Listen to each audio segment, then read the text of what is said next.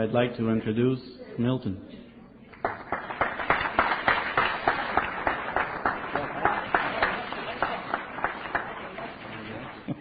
Y'all don't know what I'm laughing at. I'll tell you. I got it too.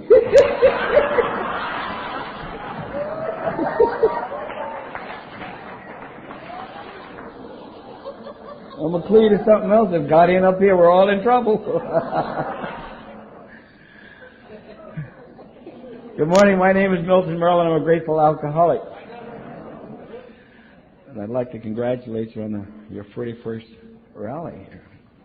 And it's a privilege that you've allowed us the opportunity to be here to share with you. I love Alcoholics Anonymous. I love every single thing about Alcoholics Anonymous because it's given me life. There's one guy who's walking around here with a stupid grin on. I won't call his name, but he walks around with a sign about so hugs or something like that. I've watched him. You see, I've learned in Alcoholics Anonymous to watch people. You hear a lot of people saying, I love Alcoholics Anonymous. And, oh, if it wasn't alcohol, I just love Alcoholics Anonymous. What I do is I watch what they do. Because this is a program of doers. And I've been watching this guy. He's walking around here. He don't know what he's grinning about, and I'm pretty sure of that. It's just that stupid grin, you know, when you get newly sober. And you don't really know what you're laughing at, but you just got that feeling, you know. And I watched him because I was just like him when I finally got to Alcoholics Anonymous. He loves to hug people. Oh, man, I love to hug them, especially the girls. Woo, did I love to hug them, you know. Because prior to that, when I hugged a girl, I hugged her kind of this way, you know. Because I didn't want them to think I was nasty. You know.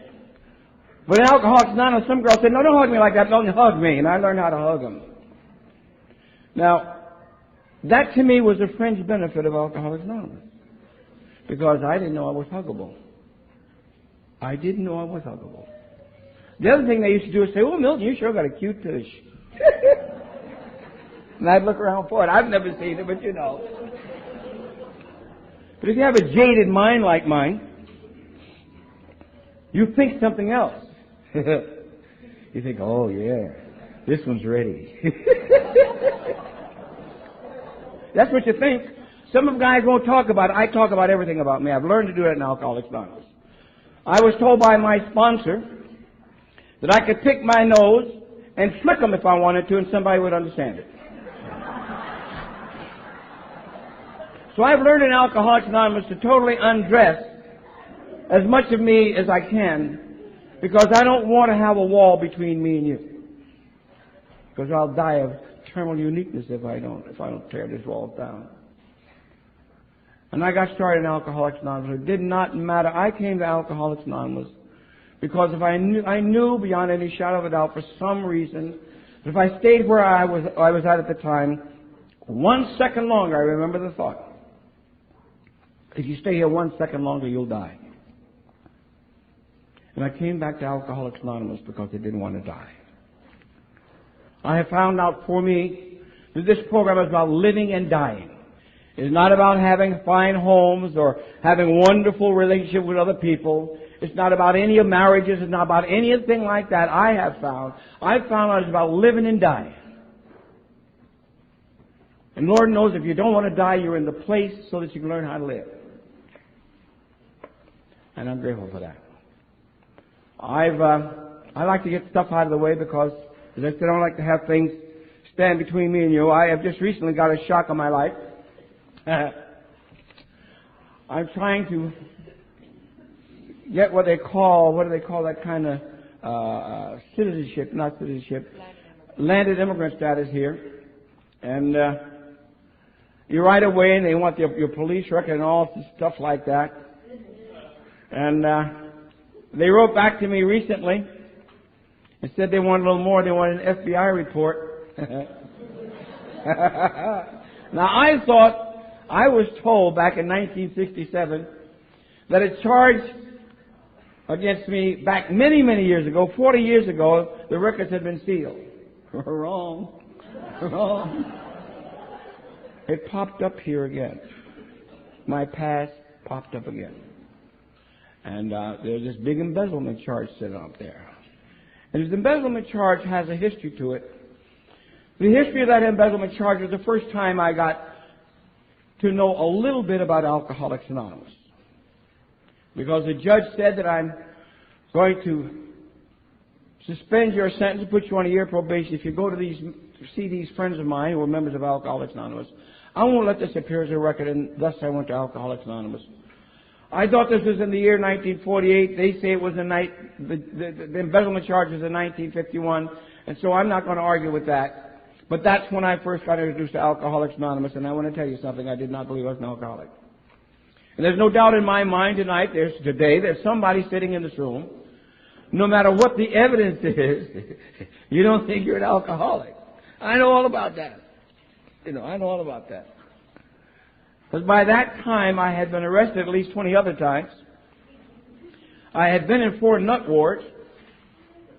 I know how to make love to myself in a straitjacket. Some of you may or may not have done that. You wrap yourself real tight. They wrap you real tight with that one.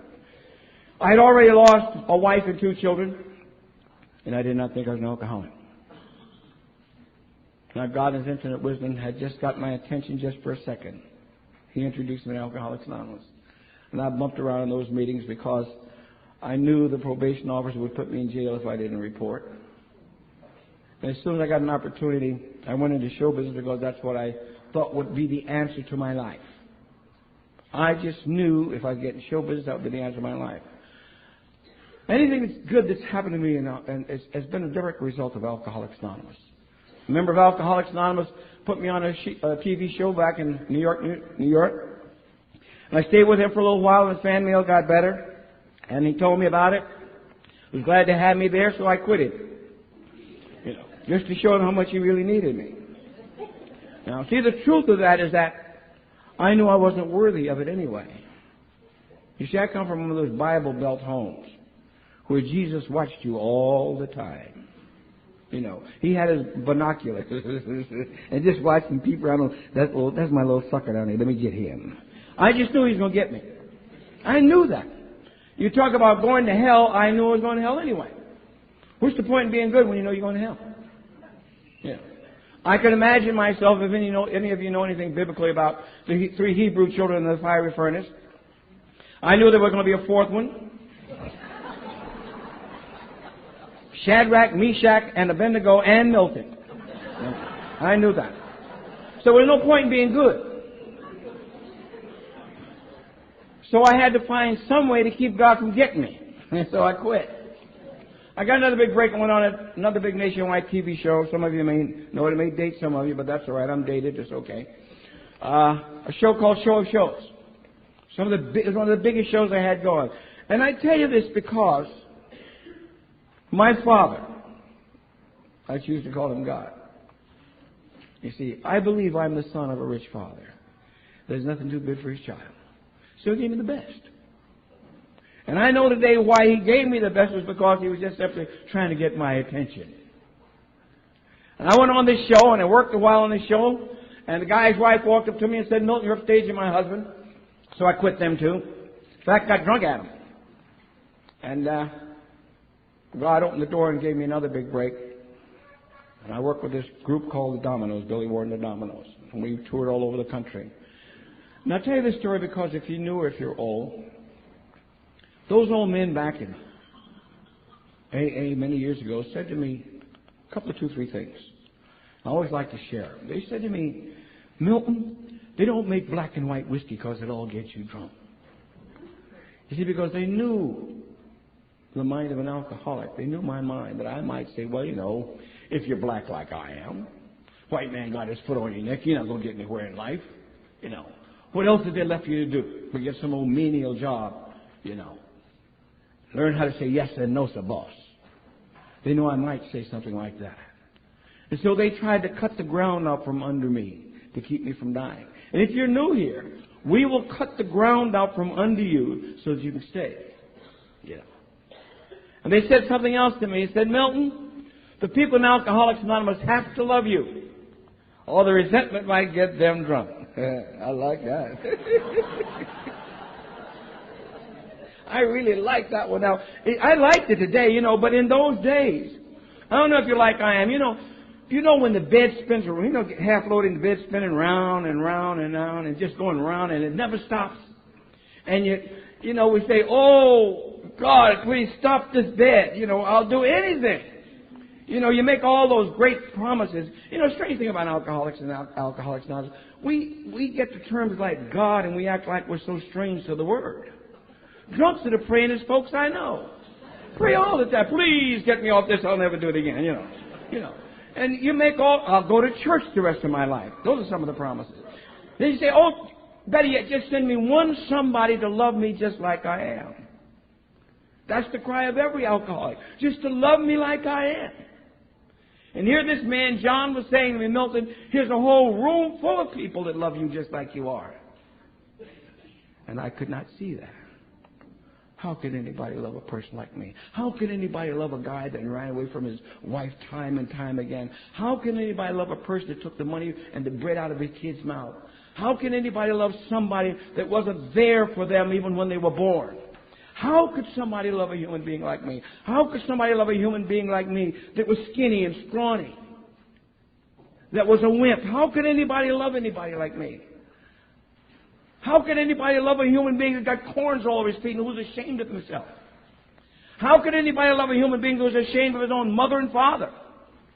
How could you love me?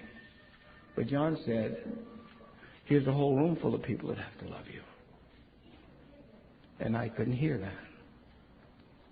And he said something else to me. He said, Milton, once an alcoholic, always an alcoholic. And I said, shit. And I had to die some more. Now, the important thing about this part in my life was that I had to remember that all the time.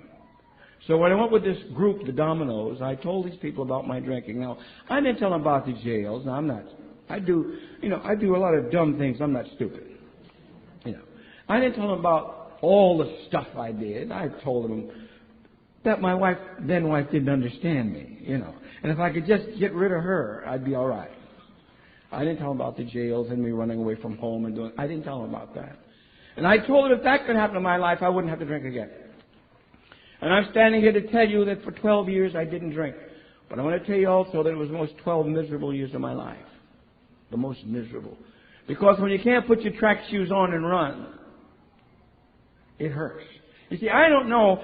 I'm saying it hurts. But in retrospect, I didn't know when I was hurting. I didn't know that. Now, I don't know. Some people seem to know when they're hurting. I never knew when I was hurting. I didn't know that I was uncomfortable in my skin. I didn't know that what was going on around me kept me uncomfortable. I didn't have that kind of brain or that kind of brilliance. All I knew was that things weren't right for me.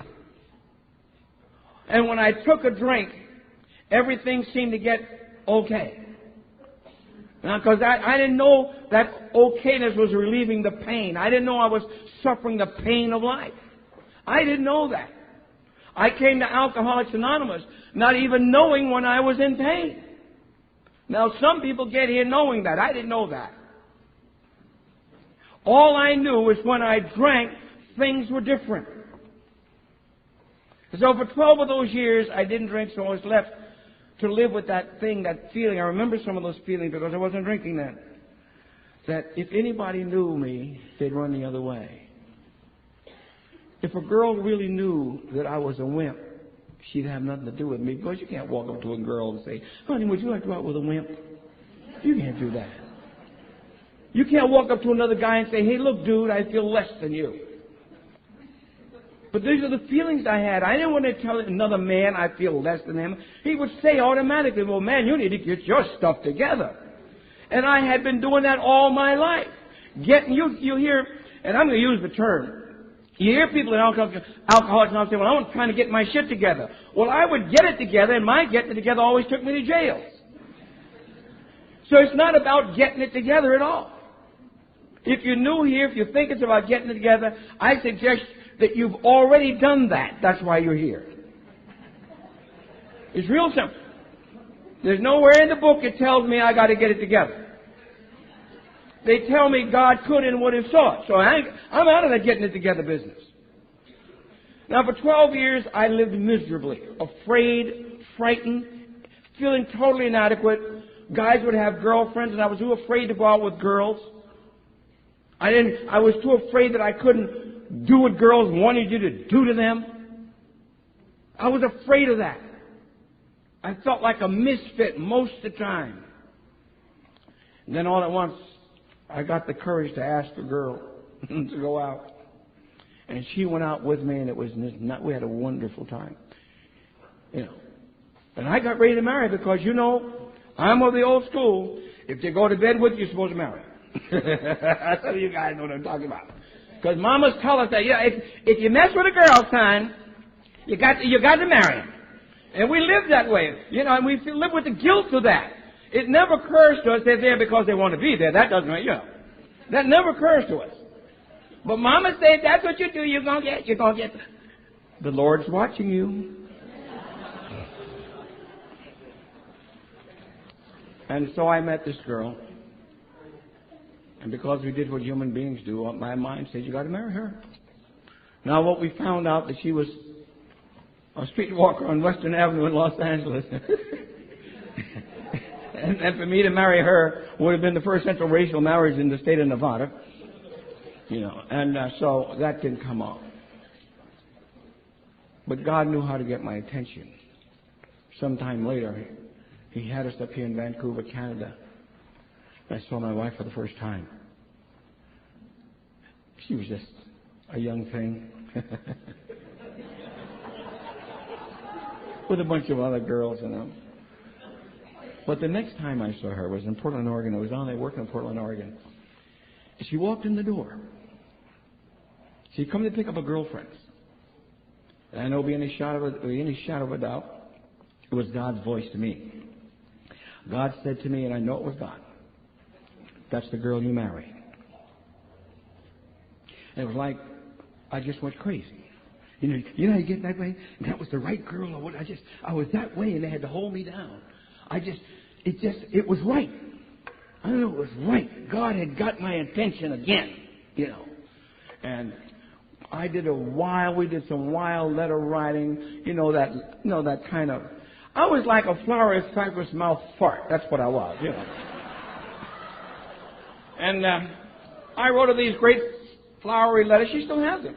With two vessels on the ship sailing through the night. All that kind of flowery crap, But, I do what I had to do, And we got married. She ran away from home. Her trousseau was 2 blue blankets and a box of old records. We still have the records too, mind you. Just got rid of the blankets before we moved up here. Now, the amazing thing about that, I tell you that story, is because when she ran away from home and we married in Portland, Oregon is a very important place to me in my life.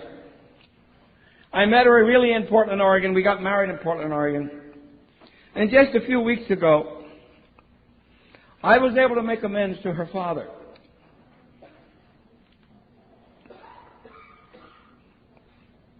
I have some elaborate ideas about that. You know how we drunks, we just get things all big and make it so beautiful and so majestic. Because his daughter ran away from home, and I had never really asked him for his daughter's hand in marriage. Last year, I was right here. A young man called me and in a very formal way asked me for my daughter's hand in marriage.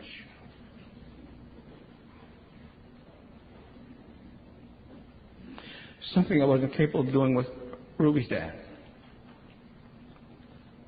And I was able to tell him whatever makes her happy, that's fine with me. A few weeks ago, I was telling Ruby, on our 30th wedding anniversary, let's have this nice big party. Let's go through a little ceremony. We'll renew our wedding vows. And, I'll give your father that thing I stole from him. I'll give him that thing of walking his daughter down an aisle and giving her to me, and she abruptly said, in front of everybody, no less, "No, I'm not going to do that. Tell me privately. Don't wait till you get a lot of Al-Anons and A's around and say, no, I'm not going to do that, Very testy when they get support,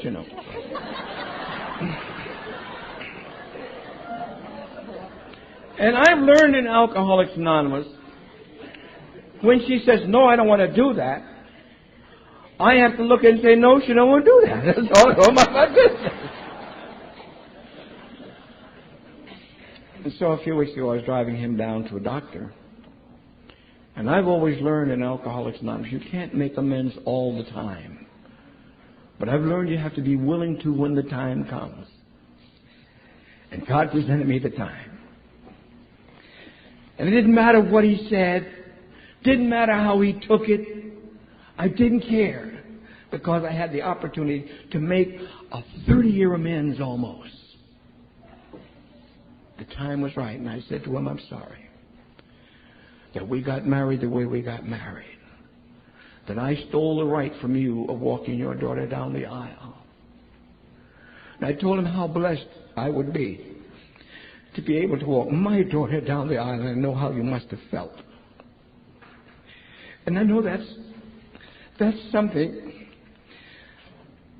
There's a guy in AA. He's dead now. You called him the salesman. What was his name? The salesman used to talk so much. You guys. No. Anyway, he used to talk so much about his little girl. I heard him say it many, many years ago. He used to talk all the time. And he talked about what AA had done for him. That he had the opportunity to experience walking his little knock-kneed girl down the aisle, giving it to that bum. And all at once, here it is, I can experience what that guy talked about. I can experience that. I didn't experience that with the first daughter of my first marriage. But because God in His infinite wisdom said, my son, you deserve this, I'm going to give you this opportunity to walk that little daughter down the aisle. This is the abortion that didn't happen. God in His infinite wisdom. One more drink and I'd have missed it all. One more drink. I'm grateful to Alcoholics Anonymous. We have another one home. Her name is Christy. Christy's crazy. Christy's adorably crazy. We had to live normal lives, and we don't know how to do that.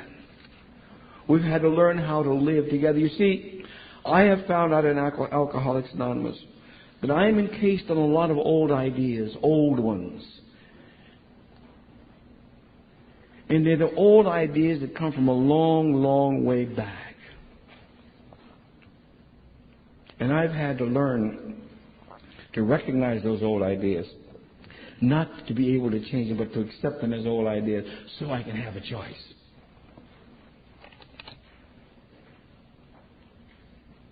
I came to Alcoholics Anonymous fearful.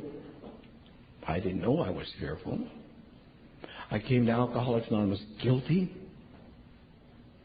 And the greatest fear I had was the fear of being found out. The fear of being found out. The fear that I would have to let you see me as best I could let you see me with what knowledge I had about myself. Those are the fears that were killing me. The guilt, the shame I had. The shame of disappointing a mother and a father. Because I didn't come up the way they thought I should come up, and the pain I caused them. I came here with that. And it was compounded by more shame and more guilt. It just laid on layer after layer after layer after layer. And the more I began to undress myself in Alcoholics Anonymous, the more I allowed you to see me as best I could. The guilt lessened. The shame lessened. The fear lessened. This lady used to tell me, Milton, time makes the difference in this program of Alcoholics Anonymous. I have yet to see a newcomer who doesn't want to instantly be an old-timer. I know that's what I was like. I wanted you to think I had my stuff together at AA when I got here. People used to say to me, Milton, you've been around a long time. And I would say, no, but I knew so much. Newcomers know so much. God, they know everything. Just like Chrissy. When Chrissy was 13, 14-year-old, she knew everything. Every 13-year-old knows everything. And you tell them something, I know. Yeah. Well, you do, I know. And it finally occurred to me, and I asked her, I said, I think I kind of figure out what this I know means. I said, I know means shut up. She said, that's right.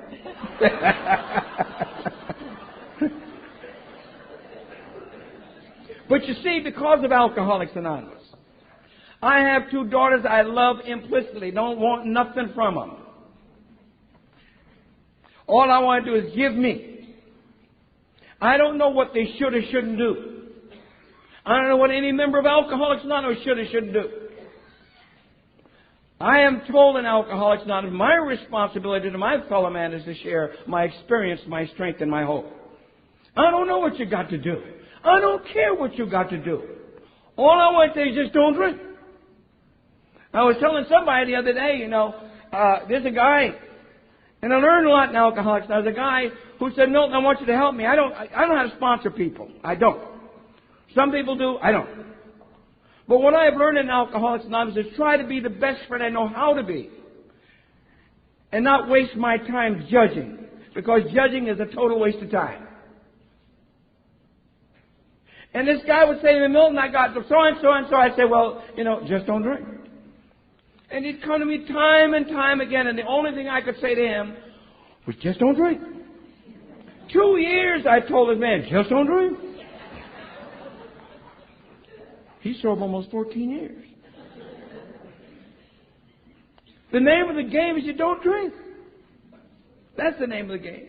I don't know what to do with this. Marriage was falling apart in Alcoholics Anonymous.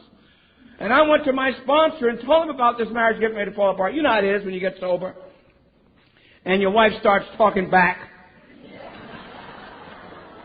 I learned a lot from my wife. I'm going to tell you something. Went for Al-Anon in that home. We couldn't be together. We just couldn't.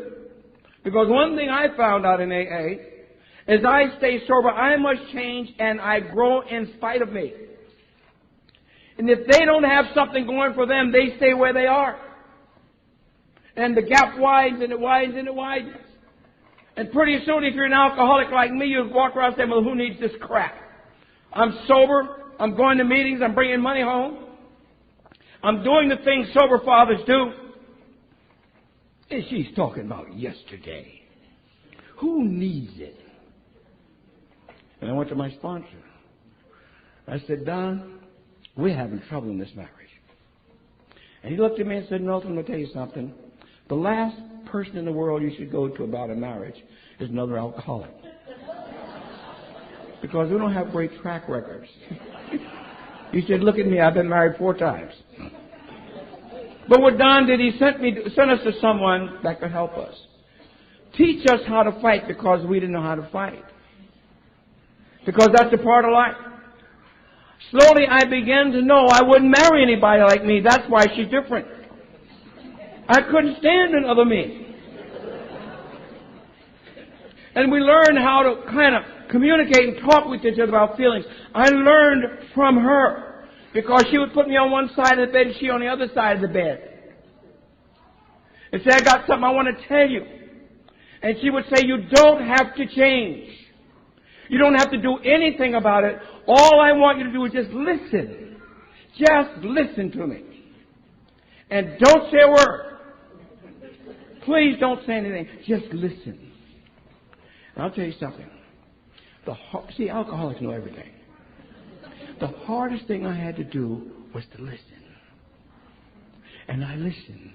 And I remember it just as clear as the day. It took every fiber of my being not to straighten her out. I'm serious. I'm not kidding you. Because, after all, I do have my shit together. Right?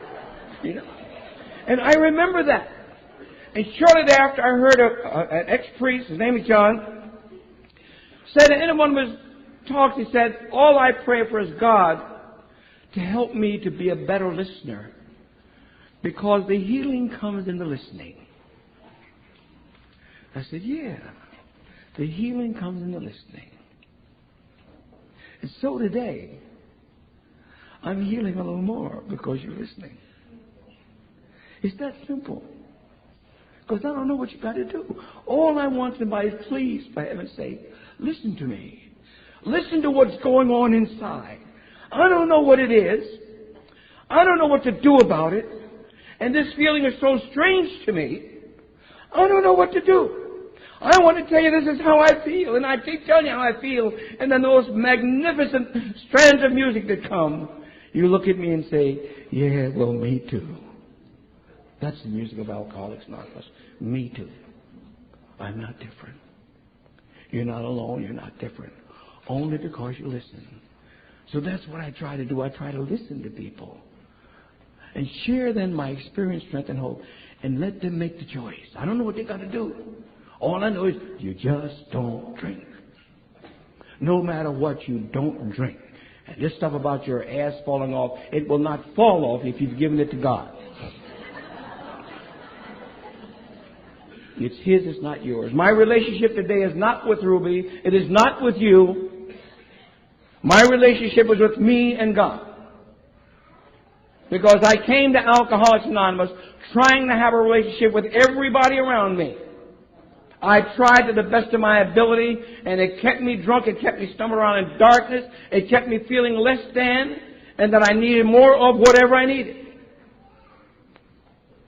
And my book I read tells me that I don't need to even trust you anymore. I don't need to trust her anymore. Because when I used to trust, I used to come back and say, well, look what they did to me. I gave them everything. I trusted them with all I had, but look what they did to me. Thank God that book says trust God and clean house. Doesn't say trust humans. Because we're all very, very fallible. We're all very, very weak. So today I've learned to trust God. Not all the time implicitly, but to the best of my ability. I know that He will take care of me. He took care of me when I was stumbling around out in the streets and the bricks. He took care of me when I couldn't take care of myself. And now that I'm trying to live a life that pleases Him, He will take care of me. I have a great relationship with my wife. That's only because I have a great relationship with God. You see, because I have found out who the enemy is. And that's me. I've also found out who the hero is, and that's me too. I'll tell you one thing. I got a little sign. It's in the car now. Ruby hasn't noticed it yet. She'll talk about it eventually when she sees it. I used to talk about my little sign. I had a little car that I had on the steering wheel, fasten seatbelt. And she would look at that. She would tell me, she'd look at it and say, oh, he's so cute. But when her time of the month came, she'd say, oh, he's a simple son of a bitch, you know. He can't even remember to tie his seatbelt. But I have another little sign I put in my car, and it reads this way. I have one on the mirror, especially when I brush my teeth so I can look at it. The little reading says, you are now looking at the problem. You see, because I'm the problem. There were no problems outside of me. It's always me. I'm convinced of that. It's my attitude about myself. My attitude about my relationship with God. That's the problem. And today I'm my problem. She's never going to be my problem. She can't be my problem. She's only my problem I make her. My children are my problem. If I make them my problem, they're my problem. I heard another friend, I just listened to a tape, an old friend of mine. He said, one thing about problems with us in Alcoholics Anonymous is that we take our problems personal.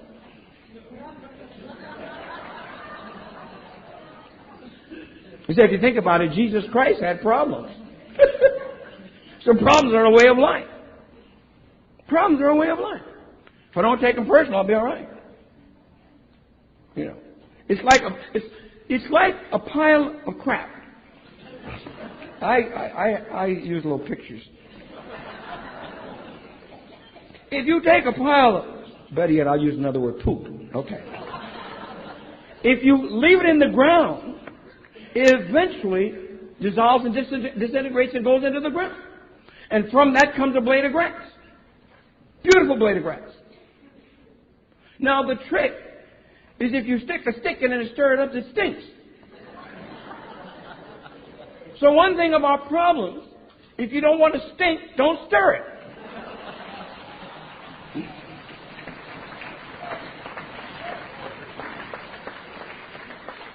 It'll go away. It'll go away. You ain't going to have it but a day at a time anyhow, if there is a problem. I was talking to Al. I've been where Al was talking about the dilemma he had about the decision he had to make. And he was talking up and down, up and down, up and down. I was in the same place a few days ago about this embezzlement thing that came up on an FBI report. I was writing such a script. They had me going back to Los Angeles. And I had said, oh my God, I got to go back there. My life's dream. I wanted to live here in Canada. And here it is being threatened. I had written a script. And I had to realize there wasn't a problem. Nobody told me to go back to Canada, go back to Los Angeles.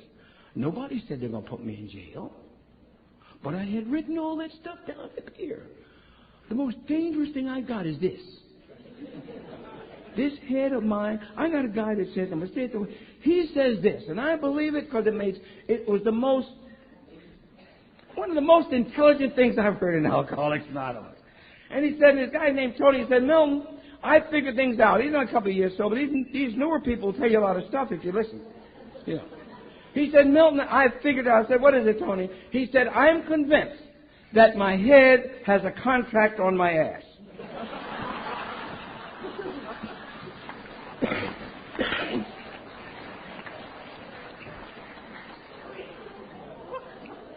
And I know that's fair. I know that's fair because my head is unbelievable. It's unbelievable.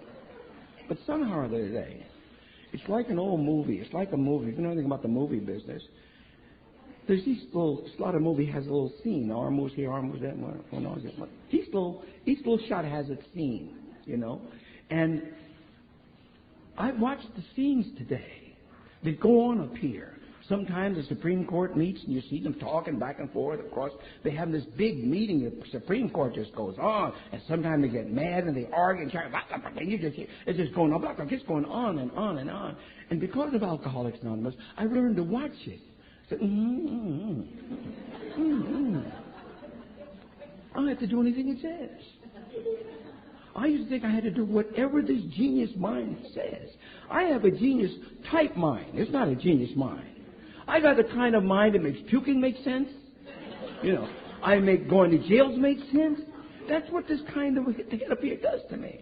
And I've learned not to listen to it, just watch it like a movie. And don't do anything it says. One more drink and I'd have missed that too. I'm glad that I have the opportunity to share in Alcoholics Anonymous and be a part of. I'm a person that likes to do in Alcoholics Anonymous because that's what they told me. When I got here, the guy said to me, Milton, quit listening to you. Because listening to you brought you to Alcoholics Anonymous. I said, well, Wendell, who will I listen to? He said, everybody else except you. I said, what about my wife? He said, and her too. So I've been listening to them. Because in order for me to do that, I had to change. You see, people talk, I don't know, I have my opinion about what spiritual life is in Alcoholics Anonymous. I found it on page 25. That's where I found it. Because the spirituality that happens to you in Alcoholics Anonymous is not one of a religious variety. The book doesn't say that it's of a religious variety. It says about altering your attitude. It's a change of attitude toward God, to God's universe and your fellow man. That's what the book says. It took me a long time in Alcoholics Anonymous to read that and understand that because I would never talk about I live a spiritual life, although I was living one. Because I didn't know what it was, because it was confused with a religious life in my mind. Until I saw that in the book, and I read the book. And I'm one that reads different all the time. But I read the book. And when I saw that, it was like a major discovery. I said, oh, it's in the book. It makes sense what Wendell used to say to me. You know, when you knew you You think you know something. And I'd come up with these great statements, and I'd hear somebody in Alcoholics Anonymous say, and I just flab it off, you know. And Wendell would say to me, "Is it in the book?" And he'd force me to go back and read the book. And I learned to read the big book of Alcoholics Anonymous. I learned to read the black letters, you know. And as a result of that, I began to find the simplicity for me in Alcoholics Anonymous. This is a simple program. It's me who wants to complicate it up. It's me who will get hung up in these, and this may be a little, I don't care. You hear all these great terms nowadays, these hospital terms, about dysfunctional this and dysfunctional that, and you hold your folks hostage for everything, you know. If my family was dysfunctional, it was simply because I was in it. It's that simple. My mom and daddy never wanted me to be an alcoholic. There are very few mothers in the world that bring a child in the world and say, "Huh? I want you to become a member of Alcoholics Anonymous." This is the last place in the world they want you to be. I didn't want to be here. Alcohol drove me here. You know, I've learned to keep it simple in Alcoholics Anonymous, and I keep it simple by watching people in Alcoholics Anonymous. Wendell said to me, "Just do what you see sober people do." He did not tell me to figure out anything. Just do what you see sober people do. And I began to do what I saw sober people do. And pretty soon, you get caught up in this thing. Because Alcoholics Anonymous is a happening. It happens to you. You don't happen to it. It happens to you. There's old black term you hear guys talking about, "Hey, what's happening, man?" Alcoholics Anonymous is what's happening. Make no bones about it. It happens to you. So that we can sit here together on a Sunday morning and kind of rejoice, if you will, in God's blessings in our lives. To be able to be given the privilege of knowing who you are, what you are, and where you came from. Who you are, what you are, and where you came from. That you can do anything in this world if you remember who you are and what you are and where you came from. That's what Alcoholics Anonymous has given me. Yeah. Not to be what I'd like to be. Not to be a guy called Ruby's husband. Not to be Roseanne and Chrissy's father. It's to first, number one, be an alcoholic. Because that's what I am. Who gets a chance to be Ruby's husband? Who gets a chance to be Christy and Roseanne's father? Who gets a chance to do these things? See, because one more drink and I'd have missed it all. I'd like to close with this. There's an old gospel song they used to sing many years ago. And it was a song that the slaves picked up when they were picking cottons down there for the master. They called it. And they would leave the church door open so that the master could see who was picking cotton and who wasn't picking cotton. And they had these old African chants.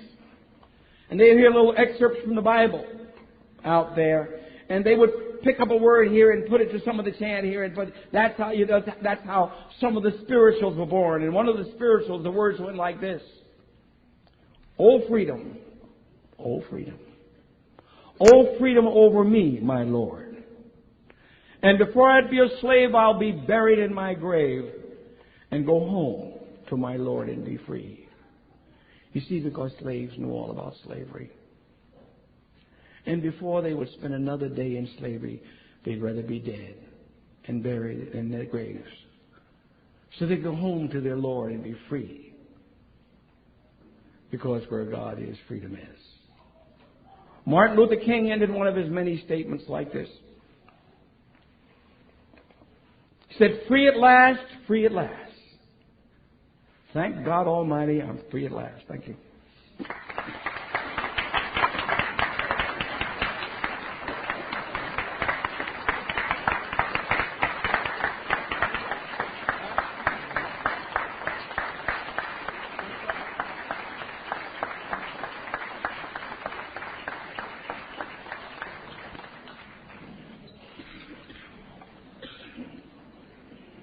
On behalf of the Comox Valley Rally Committee and on behalf of everybody that participated in the rally, I would like to present this gift.